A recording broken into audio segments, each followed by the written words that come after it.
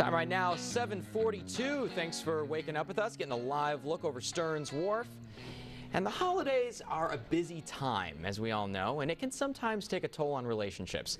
This morning, we are joined by business owner, author, and founder of MyDivorcePapers.com. Please welcome to our show, Jason McClain, to talk about why divorces spike after the new year. Good morning. They do. They spike a great deal, and no one really thinks about that, especially going to the holidays. I mean, you got mom and dad coming to visit. You've got all the kids coming to visit. You've got traveling back and forth. A lot of added family pressure. Plus, you've got finances. I mean, you're spending all kinds of money every single day. And the truth of the matter is, things begin to change in their minds. So right after the year begins, right after the world begins to change, everyone says to themselves, oh my gosh, what am I going to do now? How am I going to make sure this relationship is really going the direction we want it to go? And what we find out is, come January and February, things begin to just rise like you would never believe. As a matter of fact, February, divorces actually triple compared to every other month in the calendar year. That's so interesting, because it's like that saying, for every action there's a equal or positive reaction.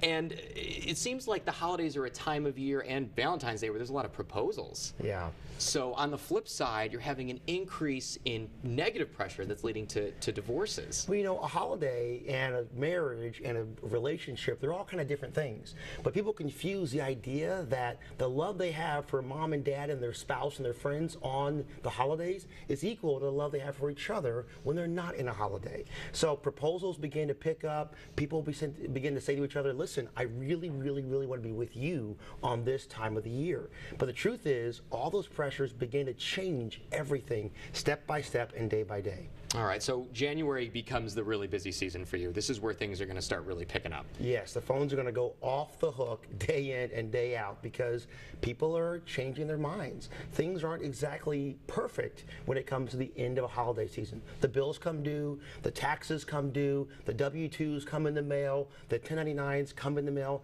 Everyone's making financial decisions and family decisions, and things just begin to rise step by step and day by day. And then when do you see the lull? Typically in this, is there a lull throughout the year where things start to slow down? It is. It kind of picks up around January 15th or so, goes all the way through until somewhere around June, around middle of summertime, when people kind of change their ideas and their minds what they want to do. Things begin to slow themselves down, and then it kind of stays very, very, very steady. Okay, okay. And then you were also talking about, we were talking earlier about this election season, and has that created added pressure? Do you anticipate more divorces this year?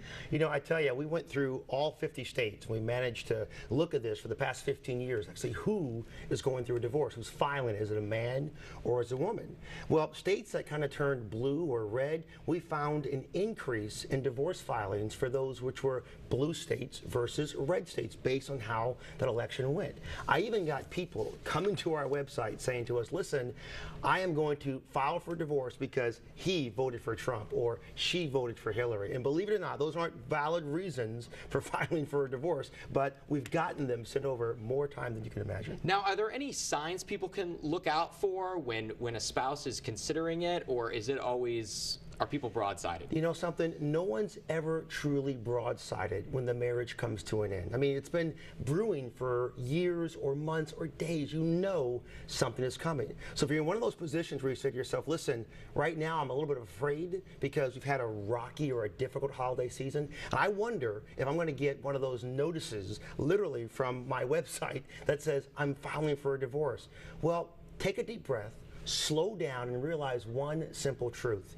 This has been coming for a long time. So you've got to decide right now, today, to head it off of the past and reach back out and say to your spouse, let's talk. Let's take a moment, let's breathe together and make a different decision for our future than we did for our past. And people can go on MyDivorcePapers.com, and you don't even need a lawyer to file. No, as long as you can work out the details, as long as you and your spouse can sit back and say, you know, I can talk to you about this, you can talk to me about that, we can decide things differently. If that's the case, you can work out your details. You don't need to spend thousands and thousands of dollars on an attorney, because that can aspirate a really bad situation, make it even worse than it already was. Writing another check for $5,000 or $10,000 to go to an attorney, just take a deep breath, stand back and say, okay, Mrs., let's work out the details. Let's work together and find a different path forward.